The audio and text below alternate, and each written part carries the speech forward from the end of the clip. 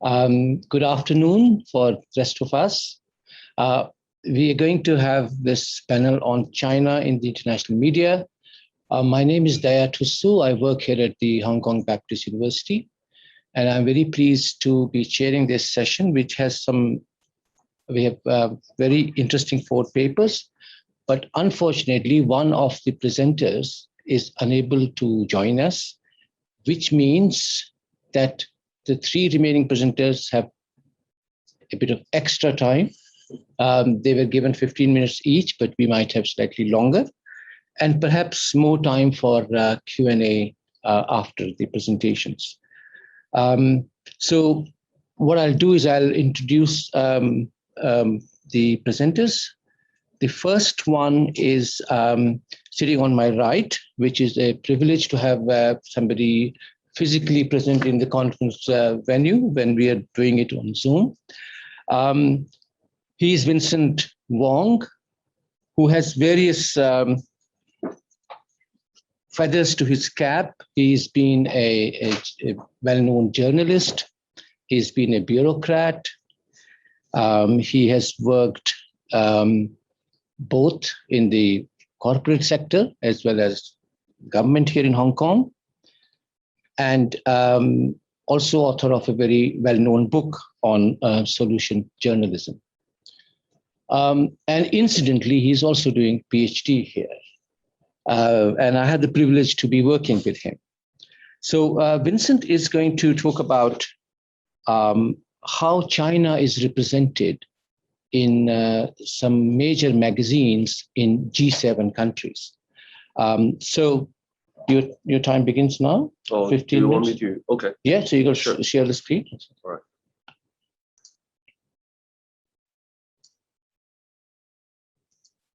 So everybody hears me well?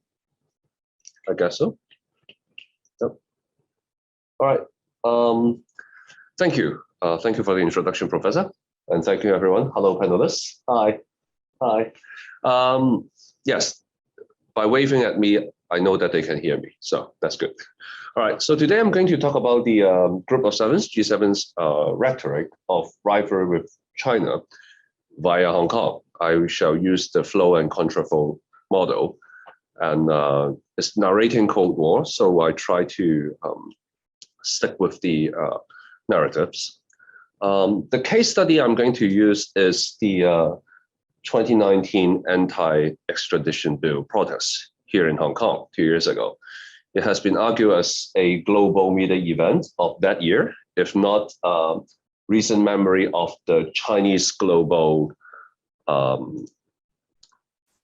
or the global China world. And it is also described as the most live-streamed event of all time. And that speed elevated the reality effect and sense of immediacy. A lot of the people, particularly here in Hong Kong, and obviously from the central government perspective, is that if this is a drama, the final act will be the passage of the Hong Kong National Security Law, HKNSL, by June 30th last year. Of course, we can still see the ripple effects and the consequences right now. So that will be the end of my research period for this study. The purpose of this study is to investigate, while a lot of the people focusing on the social media and the streaming media effects, I would like to investigate how long-form journalism offers more in-depth analysis of the political rhetoric and how these rhetoric would be represented to the readers of those influential media sources in the G7 countries. And coincidentally, this is also the first comparative journalism study of the political rhetoric adopted by all of the individual G7 members. The theoretical framework that I'm going to adopt is Professor Thussu's flow and contraflow model. So we will take a look at the dominant flow led by the US-UK media and also the contraflow, which include both the subordinate flow and also the geocultural flow. So in essence, we will look at synchronicity as well as rhetoric, thematic analysis of the political rhetoric here as well. In terms of methodology, the study period will be June 2019, which is the beginning of introduction of the bill, towards November 2020, which roughly considered as the closure of the entire event. The number of articles that I have gone through all the rhetorics is 161. The average number of words of these articles before translation is 1,428 words. So you can get a glimpse of or a feel of how this is relatively long article instead of very short tweets or Facebook posts. Each country, as Professor Thussu has earlier said, that I have picked one magazine, and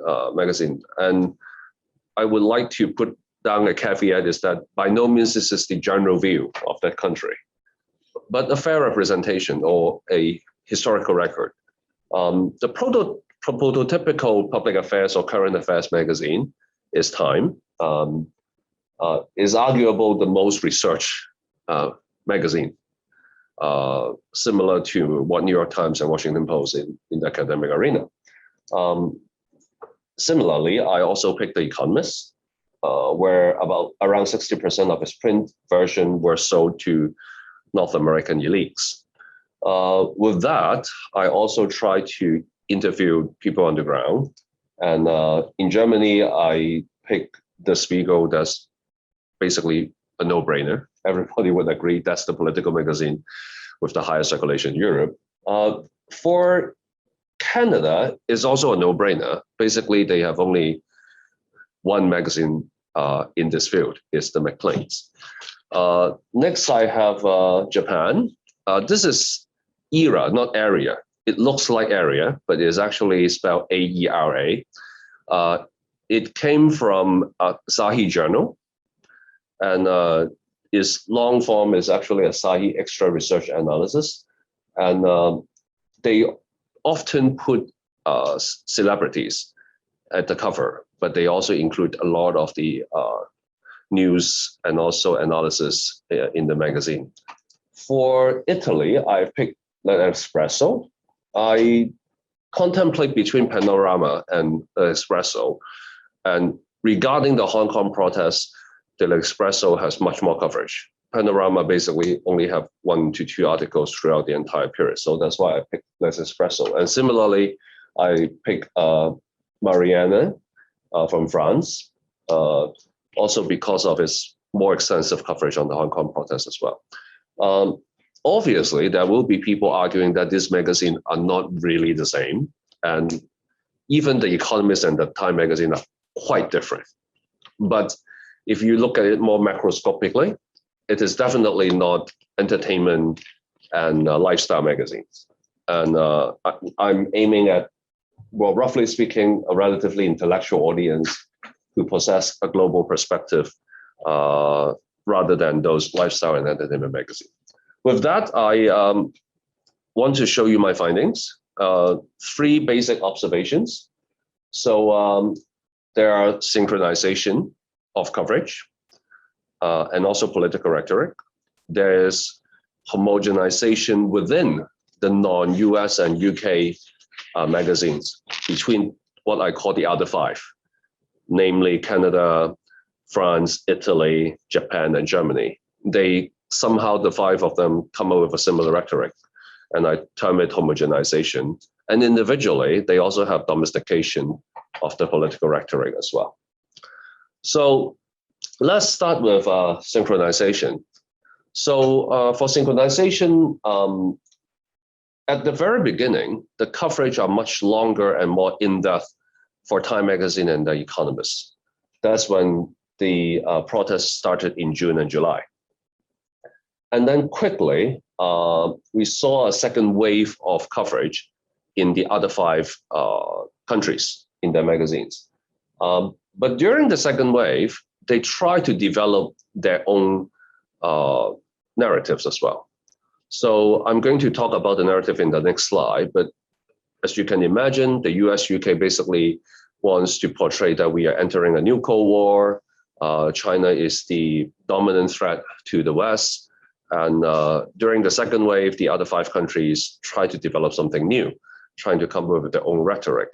And then by June 2020, when the National Security Law of Hong Kong is passed, the other 5 countries basically have their own interpretation of what this law means to them.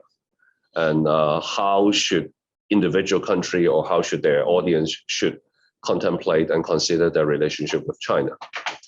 So let me show you some example. So I draw a graph to show you the dominant flow and the subaltern flow. The blue arrow represent the US, UK political rhetoric, trying to influence Germany, France, Italy, Canada, and Japan audience. 4 major themes appeared: that Chinese expansionism is the major threat of the world. I think we talked about quite a lot in the last 36 hours. Neoliberalism, they try to cling on to some core values of that, particularly in Time magazine.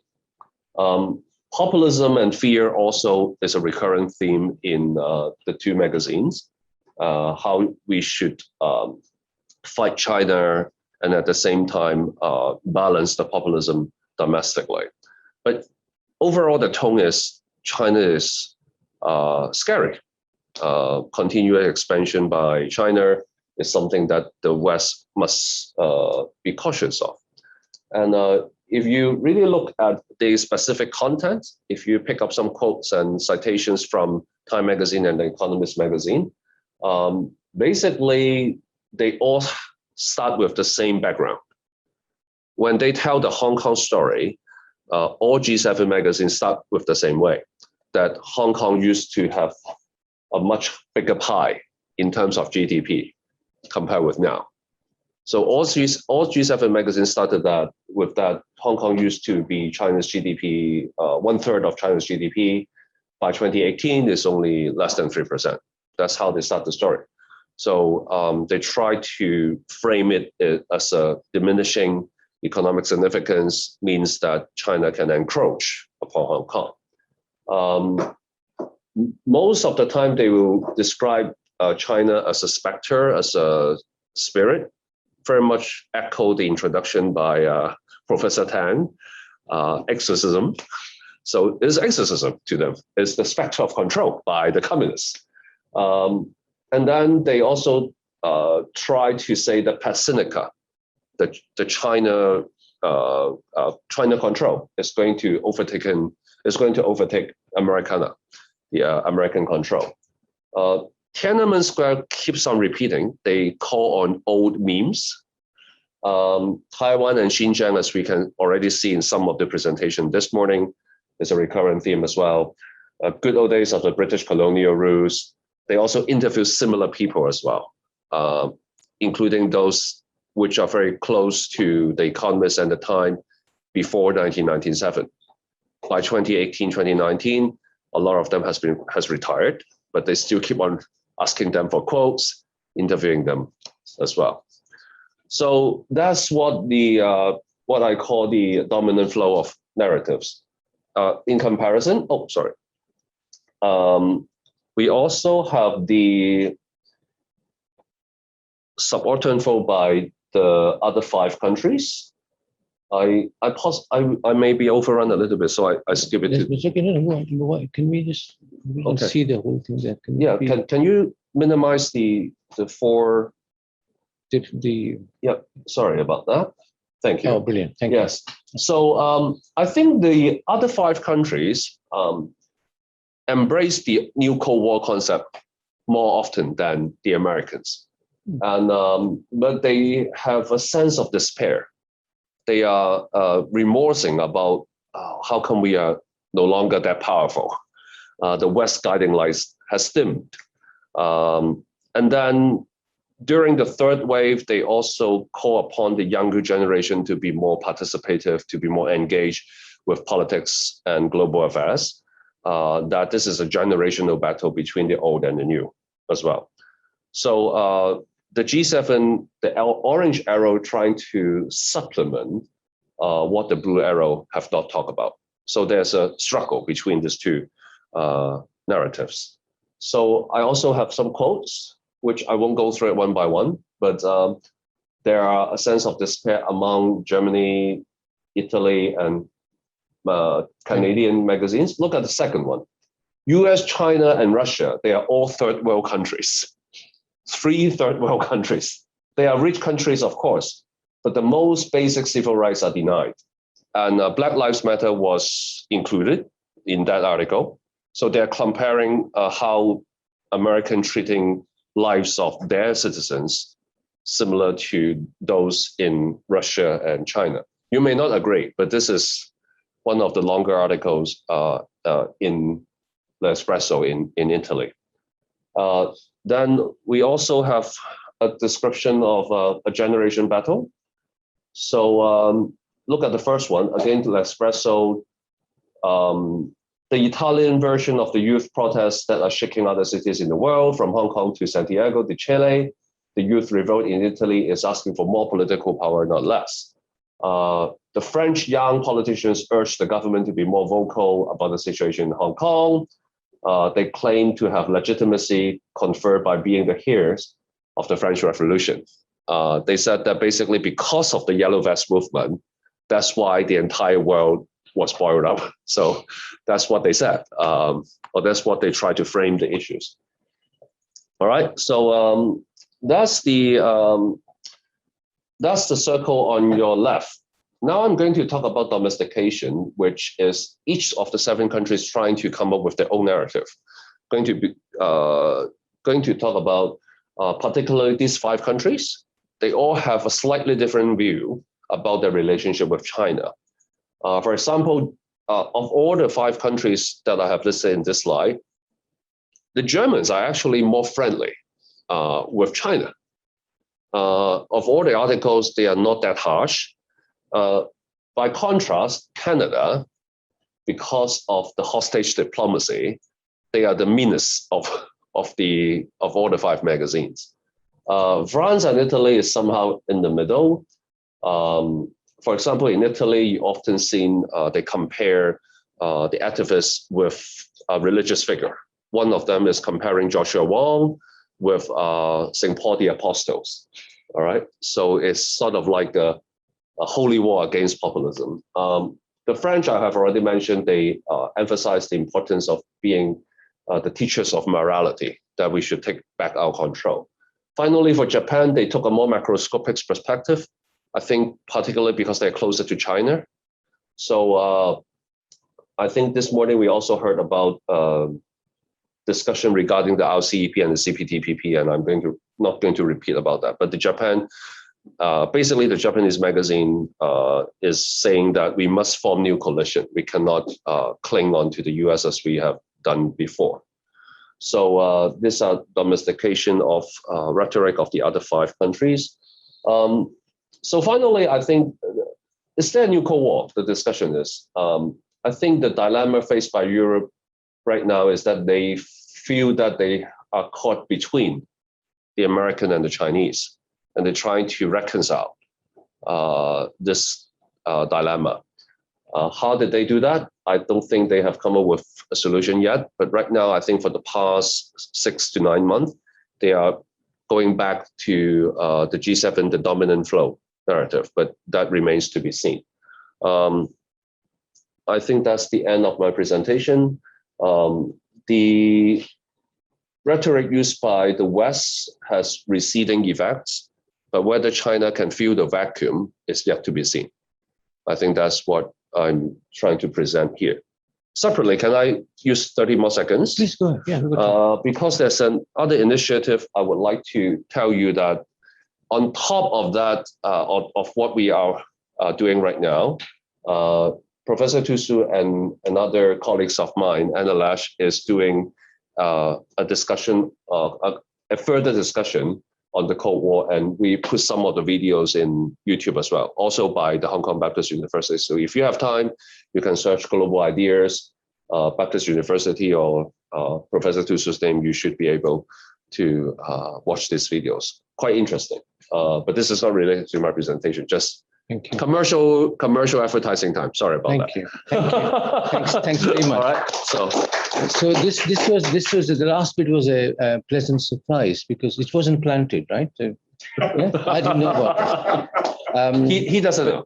I didn't know. I just found out. But actually, it's a part of a series we are doing, and the first series is on Cold War. So we are going to have a lot of interesting people to come and talk to us about state of the world, according to global ideas.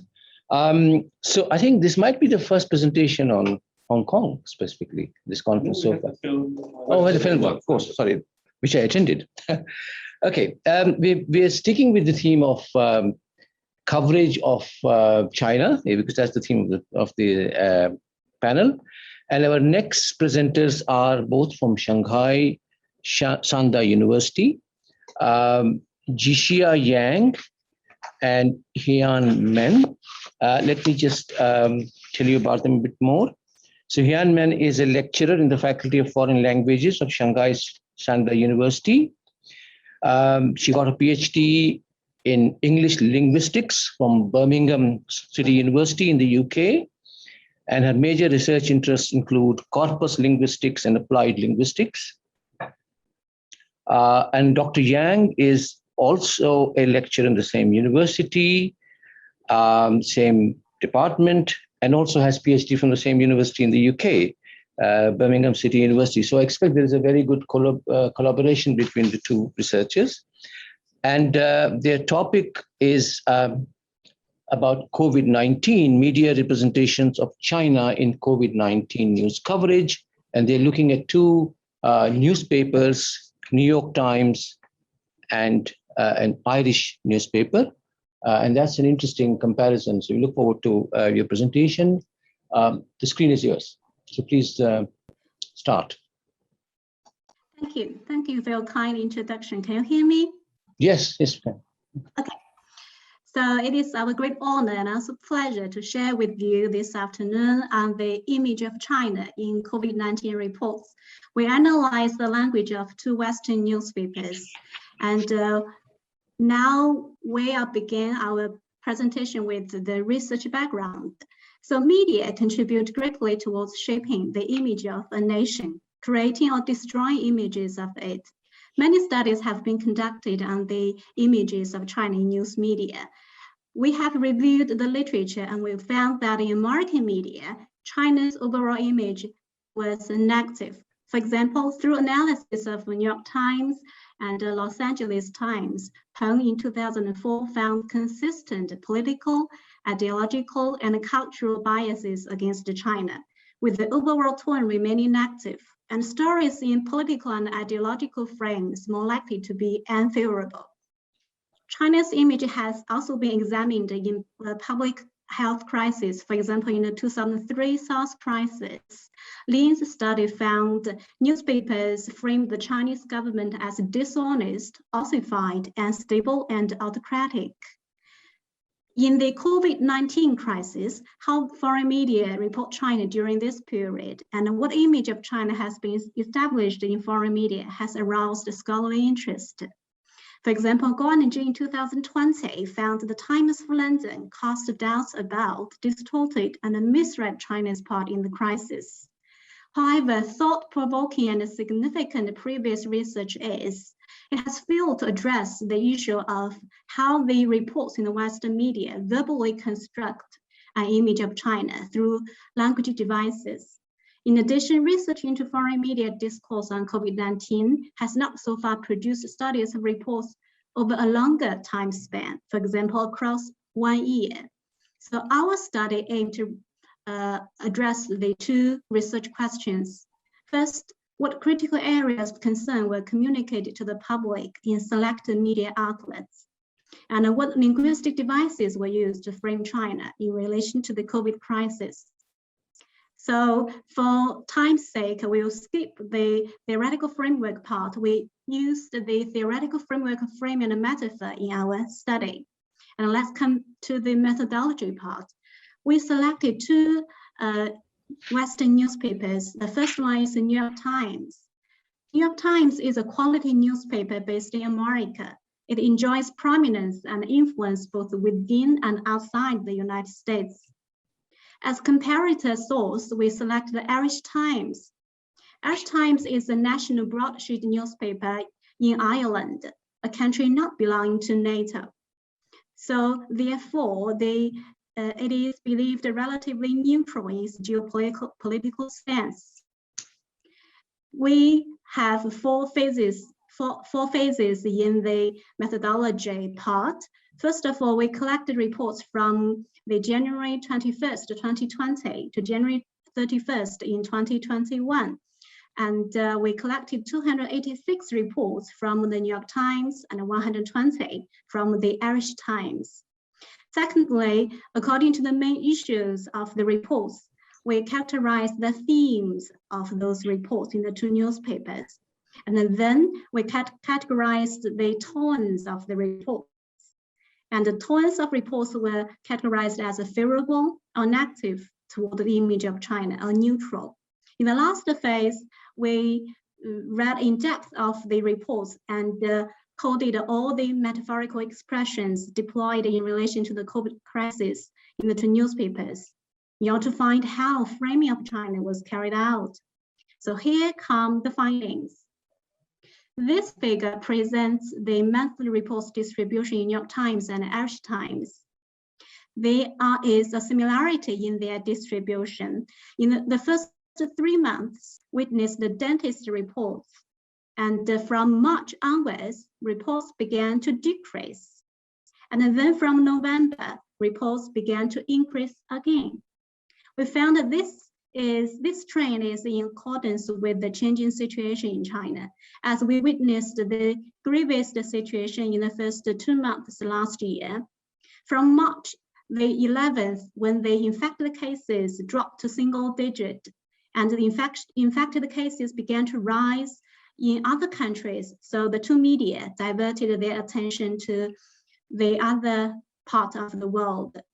However, as the 1 year anniversary of the lockdown drew near, reports began to increase since November last year. Though the two newspapers have similarities in their density of reports, their respective foci were found to be different. As this table shows, New York Times focused more on China's anti-pandemic measures, on people and politics. However, Irish Times focused more on China's anti-pandemic measures, people, and information about the virus and updated situation. In sharp contrast, politics, censorship, propaganda narrative, responsibility, information hiding or misinformation were rarely touched upon in the Irish Times. We then categorized the tones of the reporting, as this figure clearly shows that a majority of reports in the New York Times were negative. Negative reports account for 80% of the total reports in New York Times.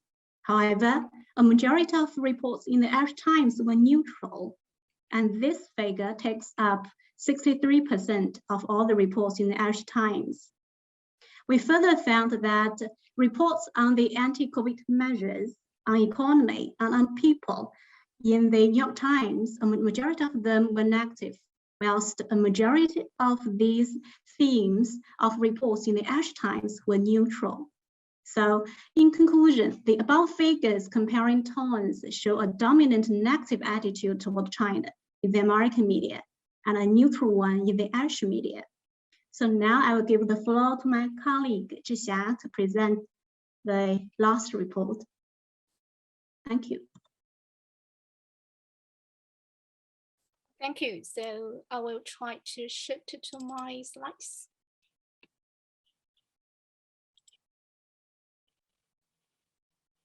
So I will introduce our findings on framings and metaphorical expressions in New York Times and Irish Times. We found that NYT dedicated a great deal of coverage to various negative framing of China via metaphorical expressions, and some of the frames remained unchanged, while some others have undergone changes in accordance with the changing situation.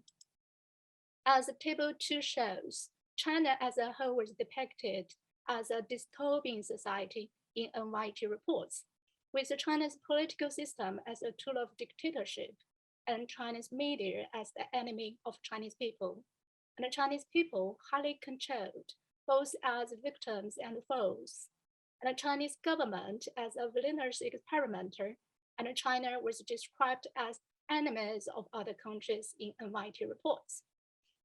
Source domains of disease, warfare, natural disaster, imprisonment, and experiment could be generalized in the metaphorical expressions in NYT reports. So firstly, China's political system. Diachronic changes could be observed in the NYT report regarding China's political system. At the initial stage of the coronavirus, China's political system was described as weak at the heart, riddled with vulnerabilities, and as a tool of dictatorship, and its police force worked as the watchdog, silencing the whistleblower. Well, in March and April, when situations in China picked up, on the one hand, NYT continued to criticize China's political system in this period. On the other hand, a positive image began to emerge. In the reports, some of China's policies were motivated by serious concern for the public good. Source domain of disease could be generalized. China's political system was depicted as the canker in China's politics, being a hammer showing no mercy to its people, carrying out the rule of thumb in China's policy-making procedures, with representatives in the conferences blindly following others, afraid of making mistakes. So secondly, Chinese media. Diachronic changes could also be observed between January 1st and May 1st. NYT first criticized Chinese media for applying censorship. In the report, the censors are busily scrubbing the Chinese internet while constructing a flattering picture of its leaders, preparing a book-length pin. Well, from March onward, another theme began to appear. NYT criticized the Chinese media to present China as a trailblazer in the global effort to contain the coronavirus. After October, there came another change. NYT was criticized to become tougher in stance towards the West. Source domain of warfare could be generalized regarding Chinese media. Chinese media was described as enemy of Chinese people, who were treated like wild animals to be muzzled, or even sources of contagion to be cleaned up. Chinese people during the lockdown of Wuhan in January until April was as a whole depicted as victims. In the reports, Chinese people were holed up at home and they were shepherded from point to point when resuming their work in March. Well, from April, new changes began to appear. On the one hand, NYT reported Chinese people to have amnesia, forgetting their recent trauma. On the other hand, NYT reported Chinese people to begin to show a strong sense of patriotism and nationalism, which was deliberately whipped up by the Chinese government. Source domain of warfare, imprisonment, and natural disaster could be generalized regarding Chinese people. People's lives under underlog was like in imprisonment, with communities besieged, with tens of millions of people crowded in the major cities. And people's emotion was like in a disastrous state, like a storm and a flood.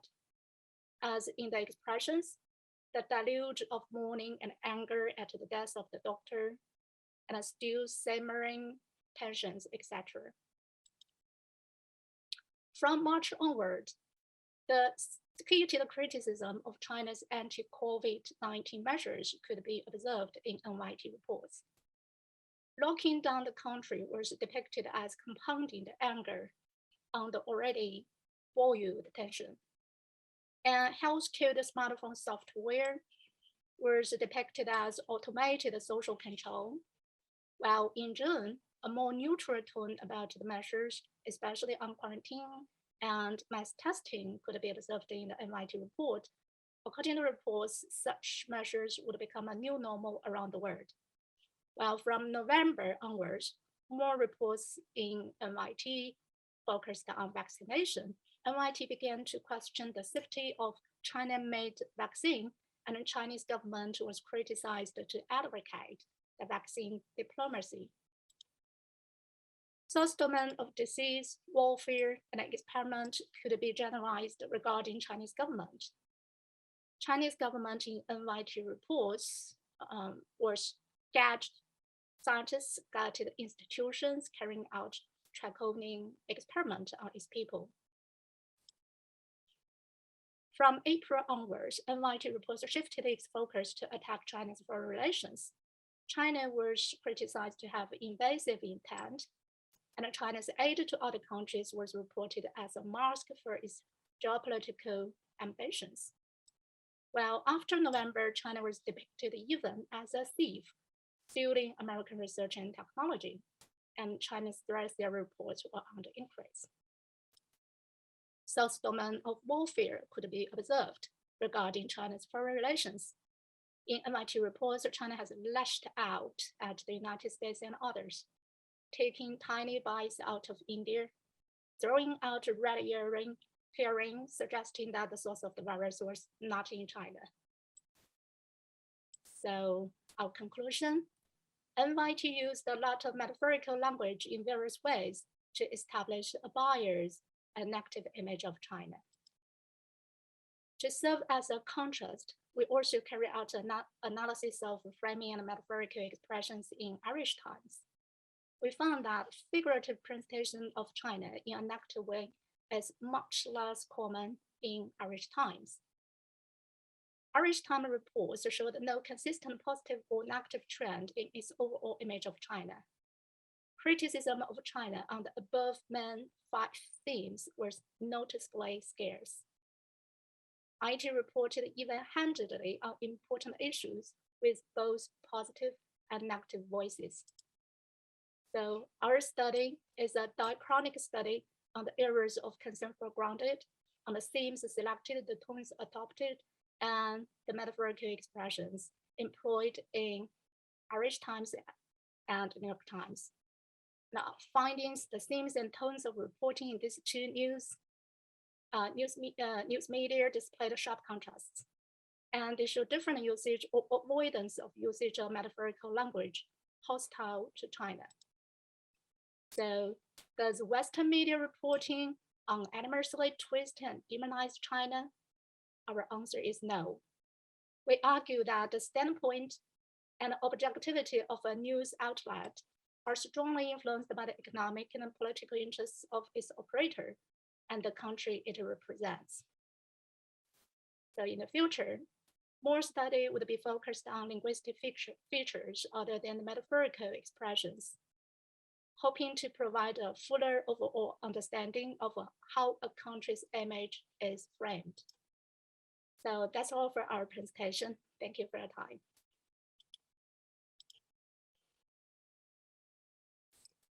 Thank you. Points there. I'm sure there'll be questions about some of these. We are moving to our final presenter today, joining us from Berlin. I expect this morning there. Yes. Ágota Révész, is that correct pronunciation? Pardon my knowledge of that particular language. I don't know whether it's Hungarian or German. I expect Hungarian. And you can talk about Hungary because Hungary has been in the news for all the wrong reasons. But about China, that's sort of interesting for us to hear. So Hungary and the new Cold War narrative on China. Screen is yours. Please go ahead. Yeah, thank you very much, and a very good afternoon to you all, even though it's morning here in Berlin, so I'm drinking my morning cup of tea. And actually, it was only yesterday as I was trying to log in after my teaching to your afternoon session that I realized that we are 7 hours apart. So it was good luck that I realized it. So I'm sitting in Berlin and I work in Berlin, Technische Universität Berlin, but I'm a Hungarian native, and I also worked for the Hungarian government for a while as a diplomat serving in China. So I'm myself a sinologist, and I have quite a bit of background on China. And I expected that you would be interested in this topic because this is really specific, and people, as you're saying, tend to know little about Hungary, and even that little can be very misleading. So let me just introduce you very briefly the domestic historical background. I will really be very, very brief, but this belongs to the topic. So Hungary, as you see, is located here. We tend to say we are in the heart of Europe.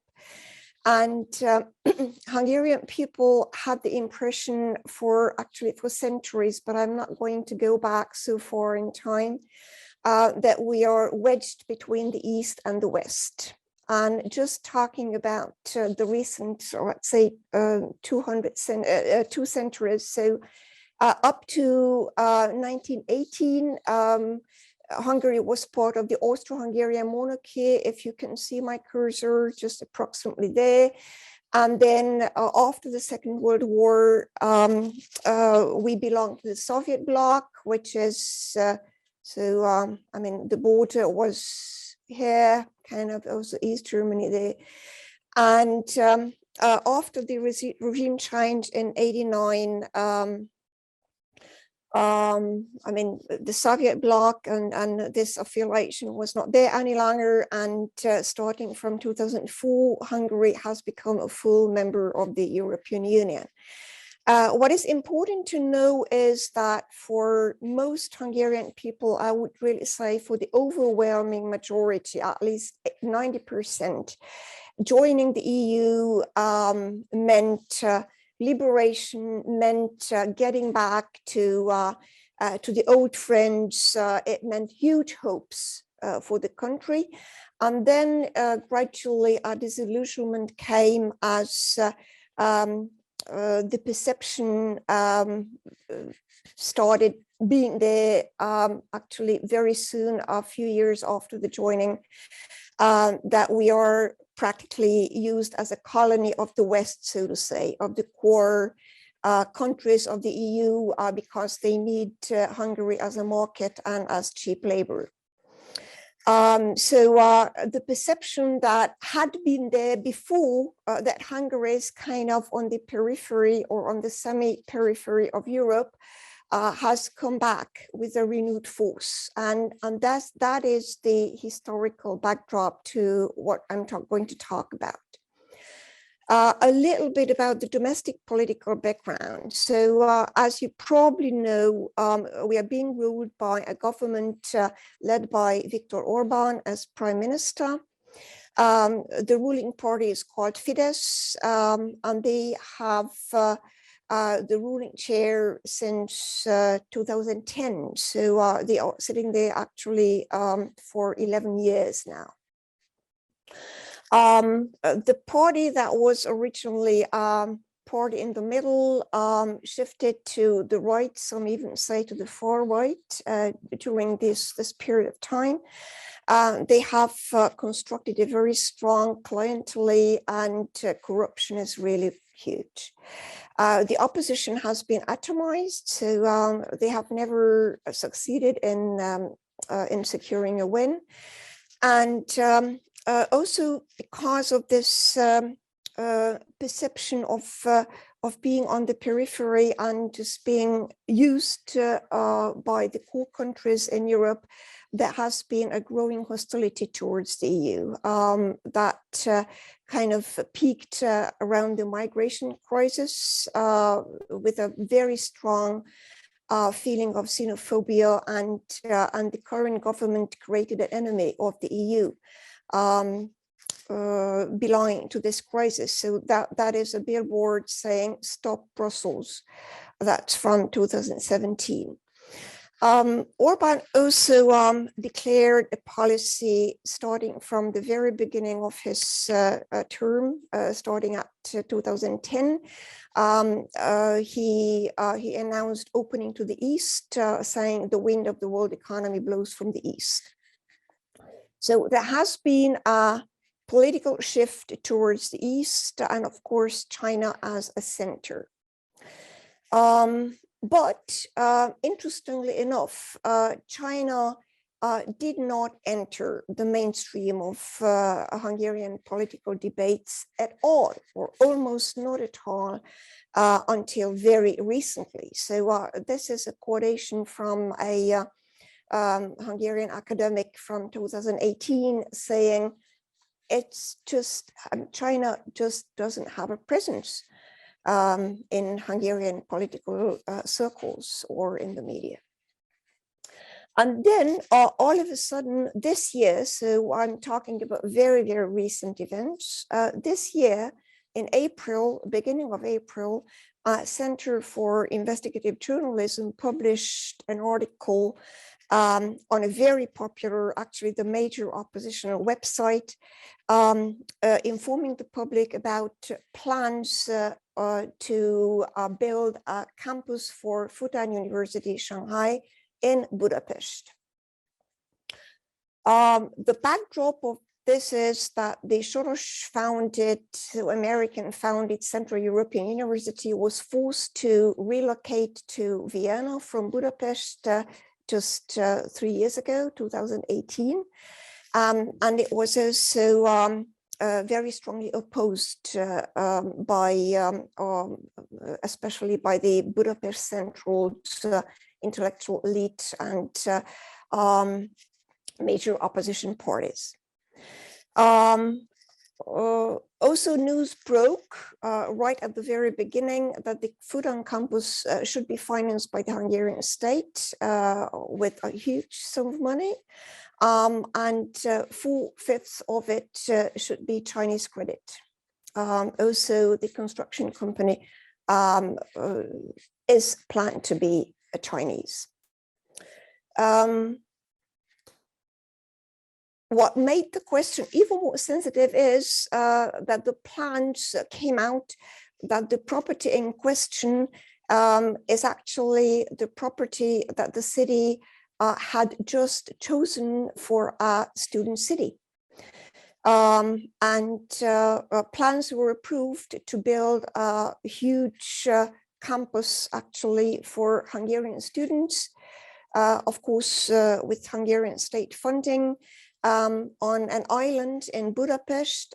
This is the whole, I mean, what you can see on the map is the whole area, originally designated for student city, but with the new plans for Fudan should take up actually most of the original area and actually the best location. So it means it would leave all those Hungarian students wanting to study in Budapest. We are talking about 8,000 to 12,000 people, again, without dormitory places and so on. So it became very, very highly questionable.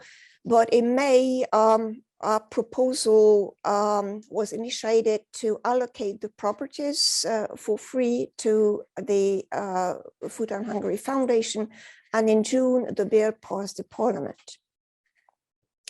What happened in the meantime was that in June, very beginning of June, the city government of Budapest and also the district government where this area is located decided to rename the streets around the planned Fudan campus. So as you can see, we now have 4 streets, Xie Shiguang Street, Street of the Uyghur Martyrs, Free Hong Kong Street, and Dalai Lama Street. Also, demonstration started. I've copied here 2 pictures because they are also very telling. This poster says, "We are not going to be a colony." That is a flag with the Fidesz logo, so the ruling party logo combined with the Chinese national flag, and also the image of Orban copied onto the image of Mao, saying high treason. And now coming to the media representation of this, I was focusing on the oppositional media. Actually, the textual corpus is quite small, but given the fact that the period of time under examination is rather short, so I'm focusing on 3 months and 8 mainstream online news outlets. It's rather representative, I would say. I have copied here a few quotations because they are very, very, very telling. So I give you a bit of time to go through them.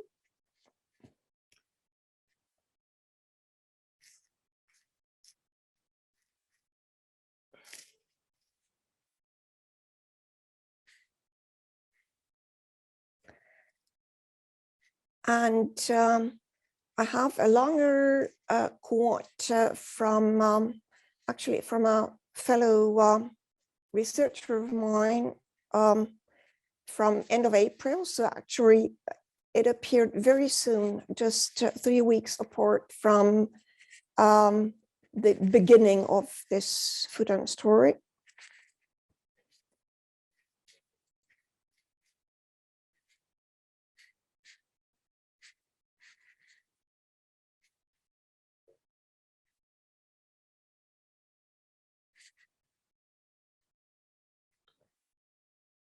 So if you're done, let me just go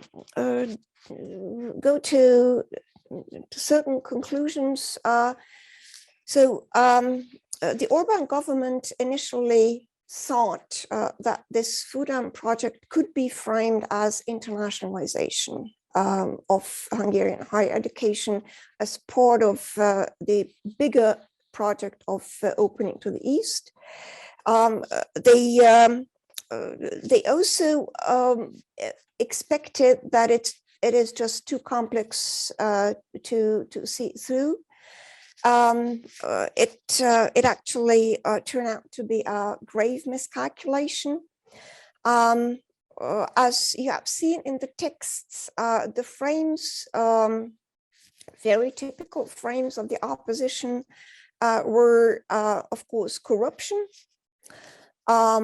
national security concerns, so Chinese spies being planted into Hungary through Fudan.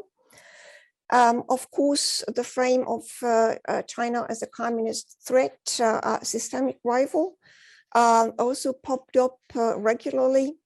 And very soon, as you have seen in the former text, the idea of or the framing of China as a threat, as the enemy to Hungarian and on a broader scale European and on an even broader scale Western civilization has become very, very prominent.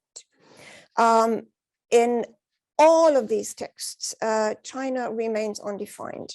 So what do we talk about when we talk about China? It is a question mark. So are we talking about the Communist Party? Are we talking about the whole of China? And very often China is referred to as Chinese civilization. What happened was that the opposition spotted the opportunity to reframe the campaign as a choice between values and as a choice between civilizations. Why? Why was it important to do so for them?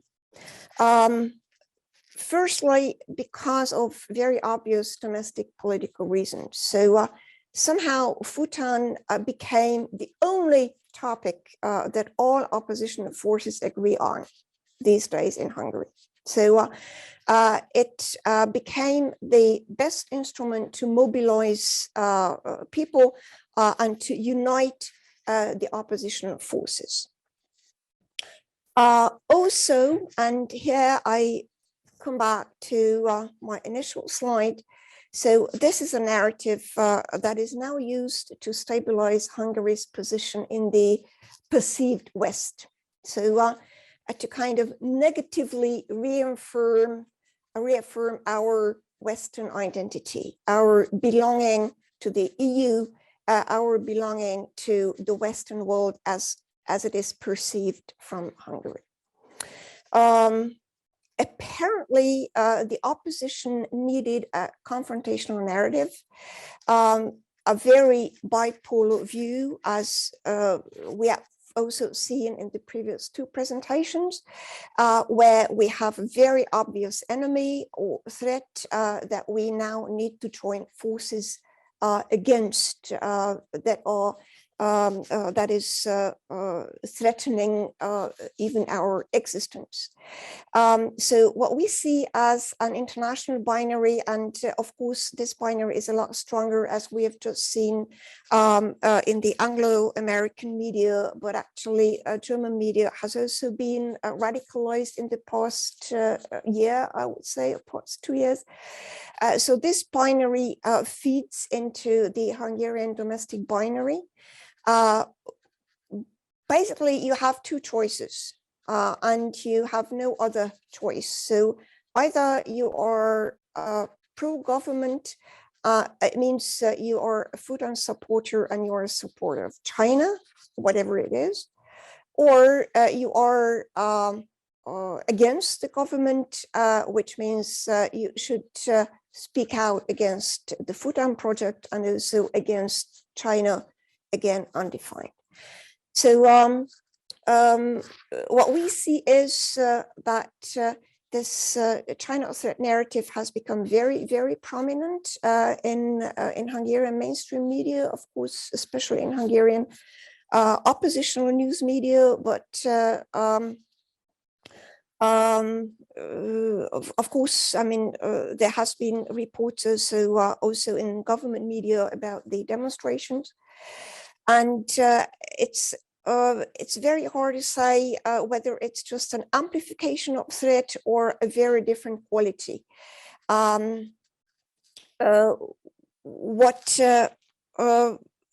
What makes me actually, and I shouldn't add a lot of emotional reactions to this, but I find it really kind of, we are shooting ourselves in the foot, because the opposition operates with fear, with generating fear to close ranks and secure a win next year. So elections are coming up next year, and they need to win. What we are seeing now is that domestic political gains far override aspects of differentiation between specific and general. So whether we are talking about a singular project or about the whole of China, no open debates on values as to open science universities in Hungary. It was very interesting that even CEU Central European University representatives spoke out for Fudan, saying we should have a place in Hungary, but Fudan should also have a place in Hungary. And of course, it's causing problems, and it will cause problems for diplomats. So what we see is that we are having a war narrative in Hungary that just popped up all of a sudden, caused by this Fudan project, where there is practically no space for public debate, and that is what I find the most problematic. And this lack of debate undermines the very idea of public sphere. It might have very far-reaching consequences. So I'm stopping now, and I do hope you have further questions.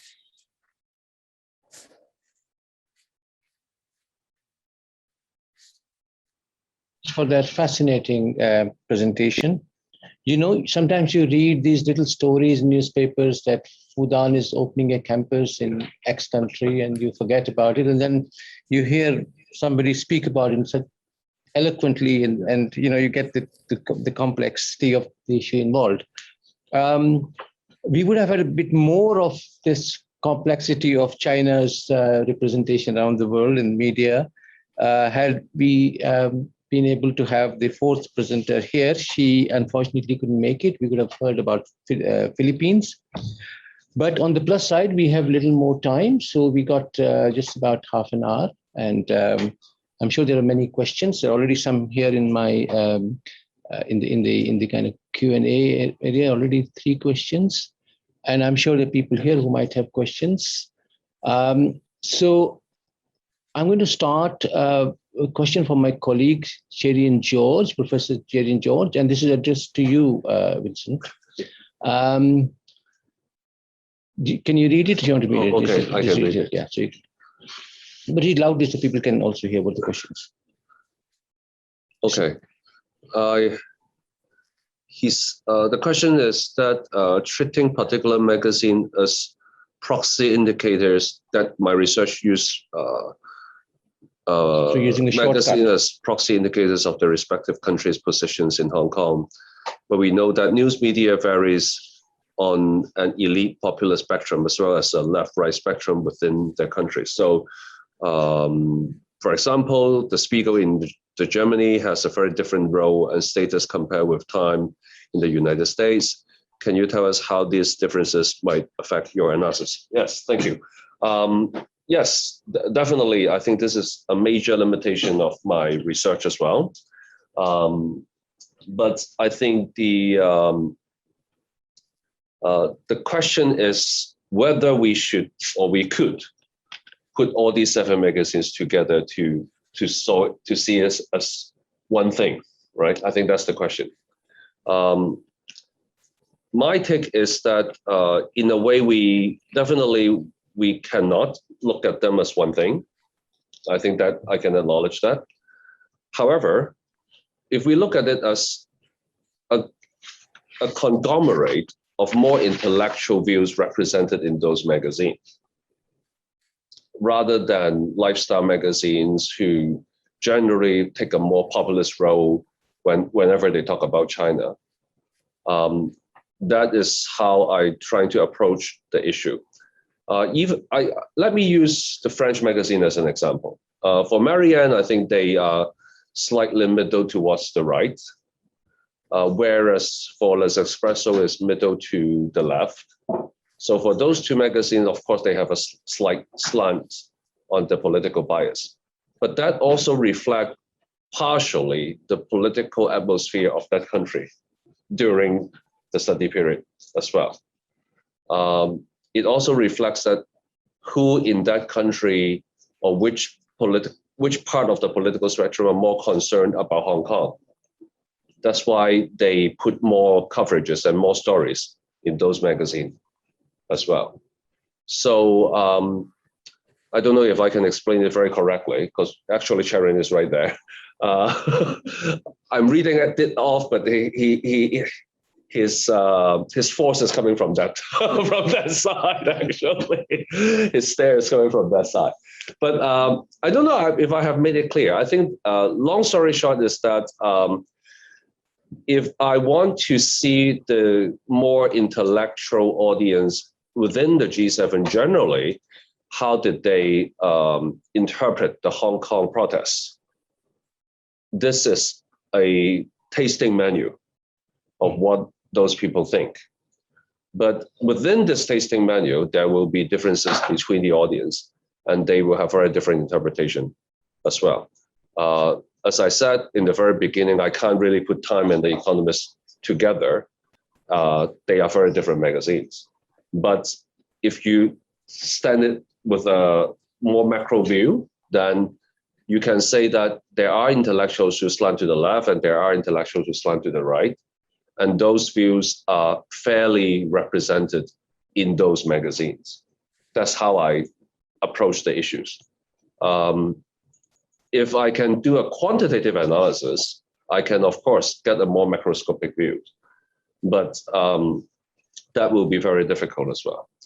Just like if I, for the second paper, if I can pass on to the two ladies from Shanghai, can we really say that Irish time is a very fair representation of the whole island?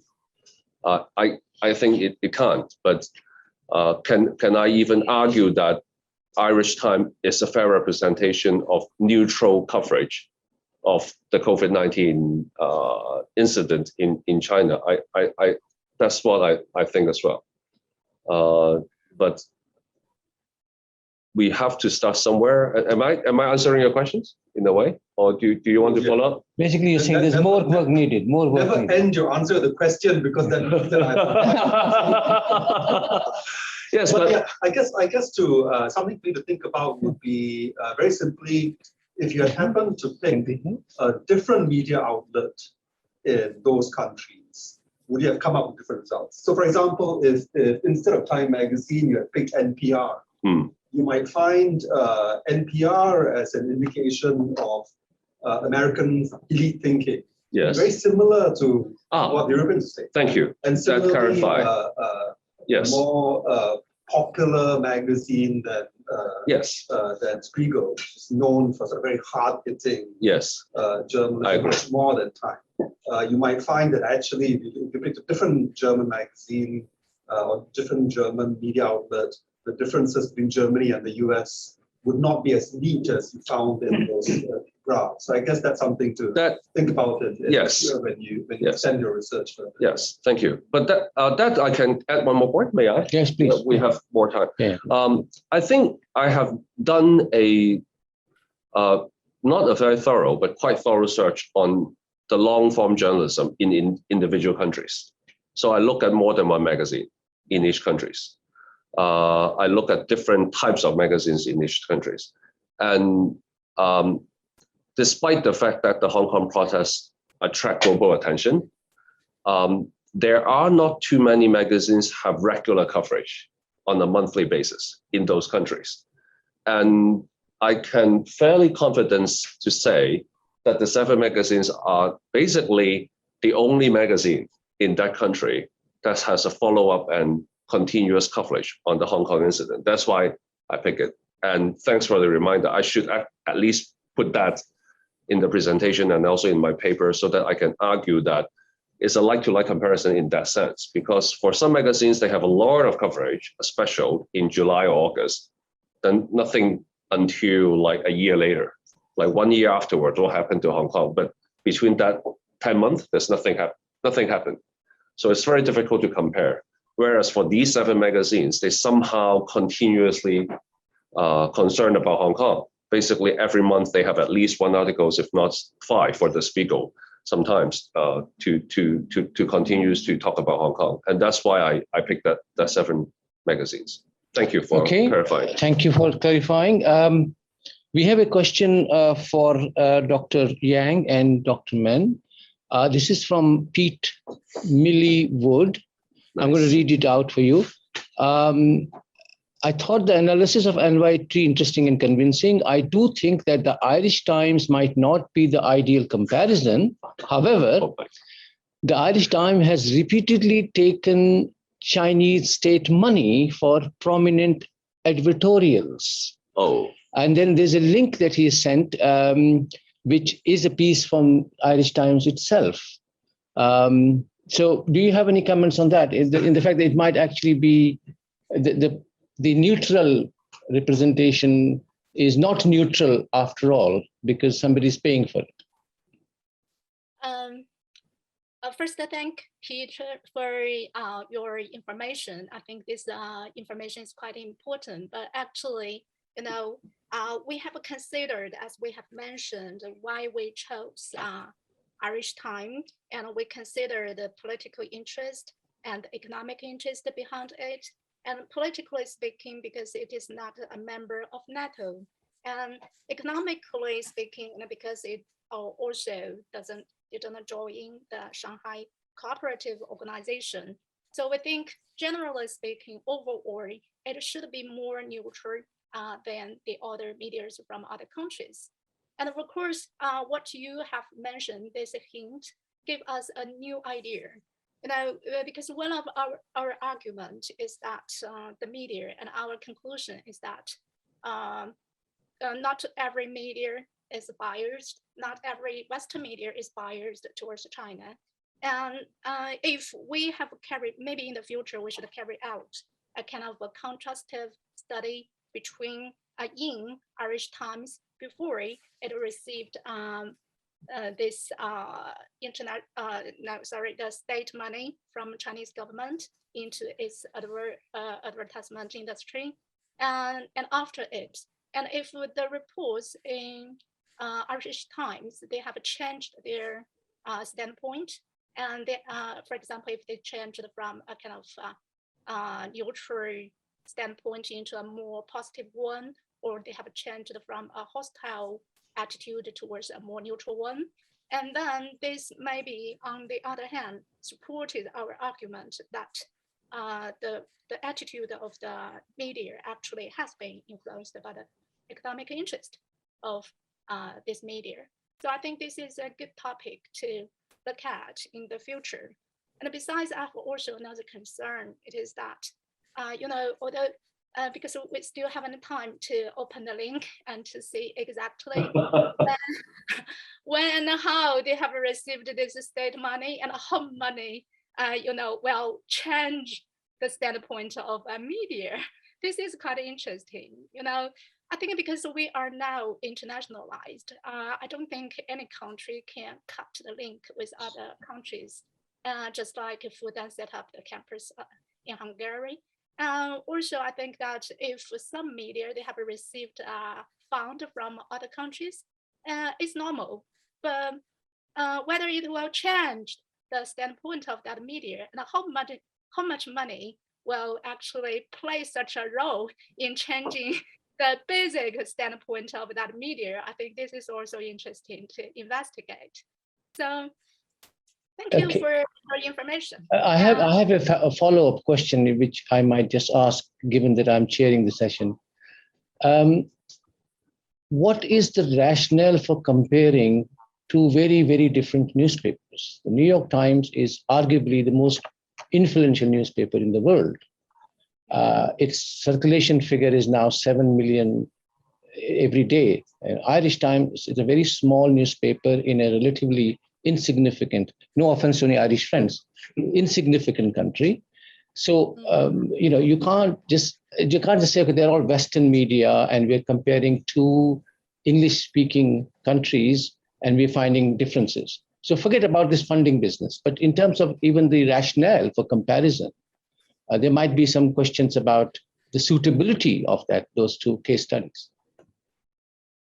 Yeah, to be frank, at the very beginning of our research, we haven't taken into account two medias, and we just chose New York Times.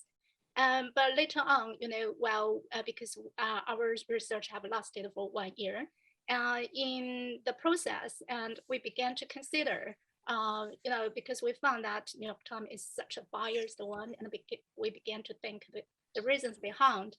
And of course, our conclusion is that because of its political standpoint and the economic interest behind. And so we began to wonder whether if a neutral country, if they have no direct link and conflict with China, whether they will also report it in such a biased way.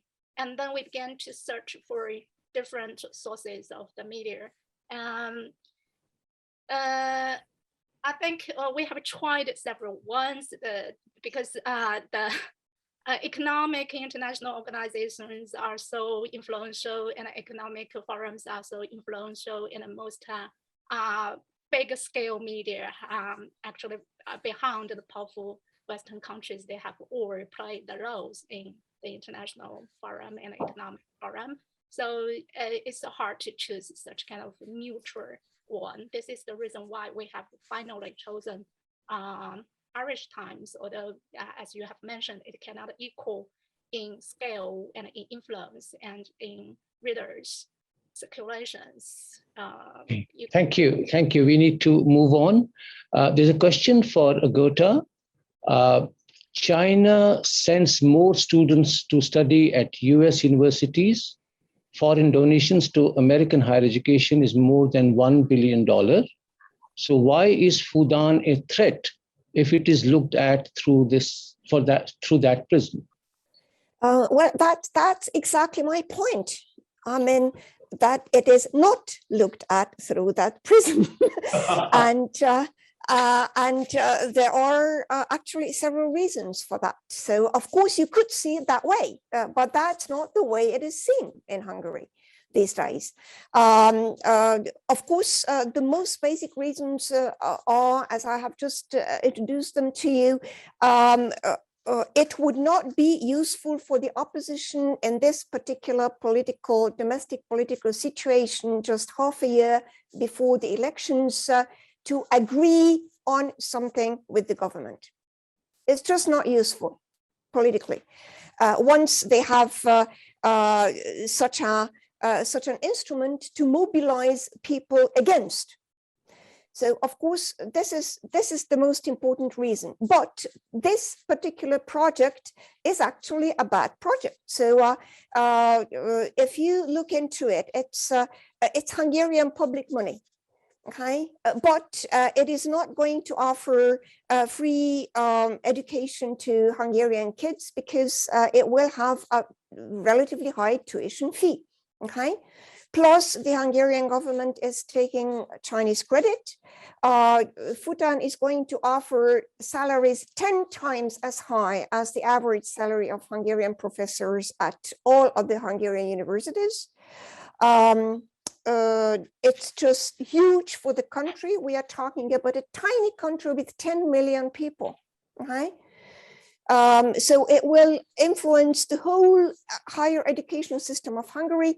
And of course, with the background that CEU, Central European University, has been ousted, and that this project with Student City has also been dropped by the government or partly dropped. This is just a bad project. And of course, you could look at it that, okay, this is not good, but let's do it some other way. But that's not the way it is represented. The way it is represented is that we are not cooperating with China at all. That was exactly my point. Yeah. Yes, do you have a question? Can I ask a follow-up question? There's another question. Yes, of course. Yeah. Can I ask whether this Fudan University incident is a tipping point or is it a turning point? Like, is the anti-China sentiment is building up and then this one is just exploded, or No. Is it actually okay, or what happened? No. There was absolutely no attention on China, or almost no attention on China, and there was no anti-China sentiment. There was actually a tiny bit started last year during the COVID crisis, also because the Hungarian government started vaccinating people with the Chinese vaccine as the first and actually only EU country, and there was resistance against it. So that was, but that was the only thing that that was around before this Fudan thing started. Yeah. Thank you. Okay, we got some more questions here. One is from Ms. Tura Saladun, who's a doctoral student here. Actually, she's finished her PhD. The question is, this is for any of the panelists. The central point of all these very interesting presentations is the narrative of China by the international media, mostly Western, as some sort of dragon with the iron fist. Would you say that these narratives are depictions, and depictions are weapons and some form of Western resistance against China's growing economic and geopolitical influence in the Cold War 2.0? So it's, anyone of you can address you too. So, Professor Yang, do you want to go first? Yeah, I actually, to some degree, I agree with sorry, Solodin, Mr. Solodin's. Yes, Mr. Yes. Yeah, agree with that. And I think what you mentioned is exactly the answer to the question of Mr. Kuma. I think why they created such a kind of image towards China, or such kind of reports or narrative about China in the media is exactly because of the increasing power of China, or because of the such a fast pace or increasing influence of China. And this has I think this is a kind of instinct to fear and such a kind of developing fasting powers, and this may become a kind of threat. And so maybe this is the reason, because of the fear kind of being threatened feeling that has led to why the media creates such kind of a narrative against China. Of course, this also involves, as our study argues, the political and economic conflicts and interests. Different media as well hold different opinions towards China because of the different political reasons and economic interests behind. Thank you. Do you want to add something? I think there are truth on both sides. The natural reaction, if some country or someone's threatening you, then you will push back. I think that's actually quite normal. Particularly when you are number one, you are being threatened when the number two is closing up very quickly with you. But I think it's also the narrative China is using for the last few years, that I'm doing fine, but you feel threatened. That's why you criticize me. And use that as an excuse to trying to distort some of the bad things that China may improve, or trying to use that as a facade that you're picking on us.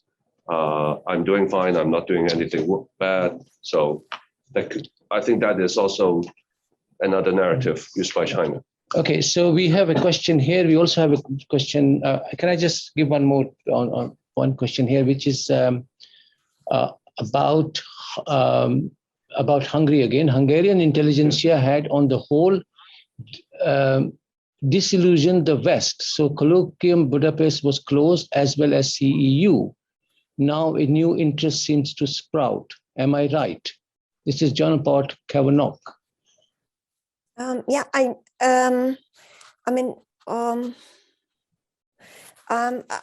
don't think I understand the question. So Hungarian intelligence. Ágota. Yeah, Jónapot, igen. Yeah. Igen, Jónapot. The Hungarian intelligence during the Cold War period, starting from before the 1956, had been renowned for its profound understanding and deep insights.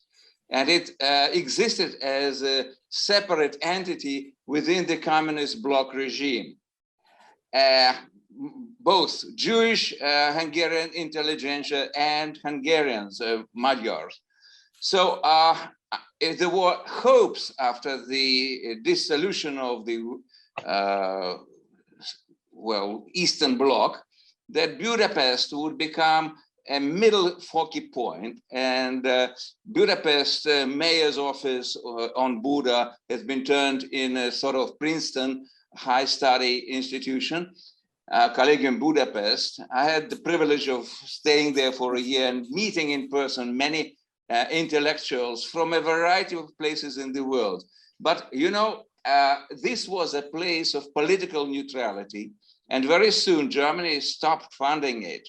Now, the same happened with what Soros affair did in the heart of the Budapest, unfortunately, because people hope that this will be a sustainable point for intellectual exercise and development within Europe, with a new angle of vision, which would be different from French, German, or Russian. And that was a very good and important role of Hungary, which was played by Prague in between the wars period, when the Prague University admitted refugees from the communist world. Now we see that China may be picking this up again. And I think this might be a positive sign, but I don't know whether I'm right in my suggestion or wrong. Please clarify. Thank you, Victor. We're getting close to deadline time. So Yes or no? Short response, please. Very short. So yes, absolutely right. The Hungarian intelligentsia is there. But as I've said, they are really atomized. So there are many people talking about different things, and and it is absolutely right. But in that way, they cannot act against the against the current government, and also that's exactly the reason why this Fudan case is such a good solution, so to say, to the problem, because it creates a united front, ironically speaking now, against a common enemy. So that's exactly the point. Yes, unfortunately, the current government also has a huge support basis, also among the intelligentsia. So it's a very, very difficult fight now in the country. Yeah. Thank you. Also on the intellectual level. Yeah. Thank you. The final question goes to Professor Cole. He's here in the room. Please. Thank you. Thanks, Chair. I just wanted to say, just to make a quick question, quick couple of comments really, and thanks very much for your interesting papers.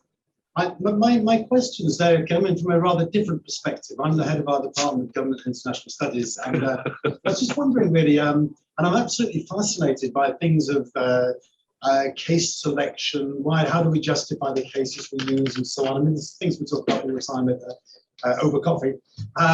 But I was wondering, and following Professor George's comment there, which is a very pertinent comment, I think, to you, Victor, I think, in a sense, if we take those 7, if we take your case selection, I am inclined to sort of think that that elites, in a way, I was particularly struck by the French case of Marianne, because I know this journal well, and I think I think there would have been probably a better choice of case on the French side. I mean, maybe Le Point or L'Express. But I think that Marianne is a little bit too unlike your other selection. But that's just the case. But I think that the key thing is, of course, you have to always justify the case selection. And I suppose that's the point also to the Chinese colleagues. I mean, in a way, the New York Times and the Irish Times, I mean, it's been said before, but clearly I think, there might well be a case to compare them, but I think it just needs to be very, very explicit. So my first question is really, it's not a question, it's a comment really about case selection. But the question really that derives from that, it's about, I love narratives, I've written about them and so on. But the word narrative is used very, very frequently today. And I think maybe we need to be a little bit tighter in what we call a narrative. And particularly in relation to, it's a comment rather than a question, but in relation to the second paper, it's interesting how you, to some extent, so you have a coding scheme and you're coding either, in a way, support or opposition really to China is the main way that you're coding. But I wonder, can you, from a coding scheme, can you deduce a narrative? You probably can, you can certainly interpret one perhaps, but is there a natural link from coding, in a sense, in quite a deductive way, because you're choosing the phrases, and actually extrapolating a narrative, which is, I think, a slightly different sort of storytelling, if you like. And so I just wonder, it's more of a methods question than anything else, and I ask these questions myself, because, how do we substantiate? When we talk about narrative, how do we actually substantiate? And of course, from a political scientist perspective, it's perhaps a little bit different and you probably have a much better take on it than I do, actually, given your disciplines. But shall we go back to Dr. Yang? Do you want to respond to that question about coding and how it works or doesn't work? Haiyan, do you want to make comments on that, about the coding scheme in our report? Hello.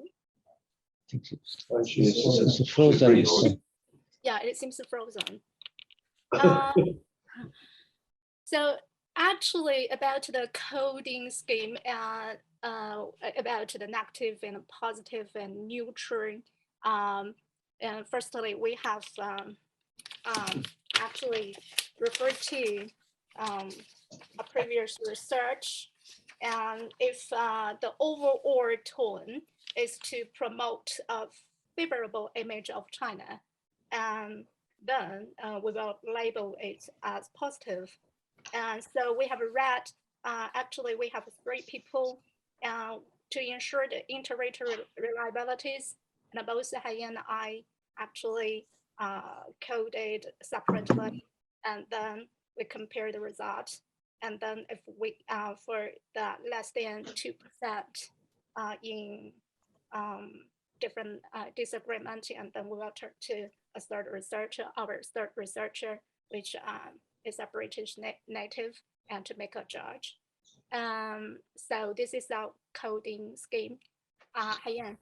Thank you. I'm told that we are running out of time, so we got another panel, keynote panel in a few minutes. So before I close, can I thank 3 excellent papers, and the presentations were brilliant too. So please stay on for other panels, and also tomorrow we have all the research students doing their presentation. So you're welcome to join tomorrow as well. Thank you very much. Thank you. Thank you.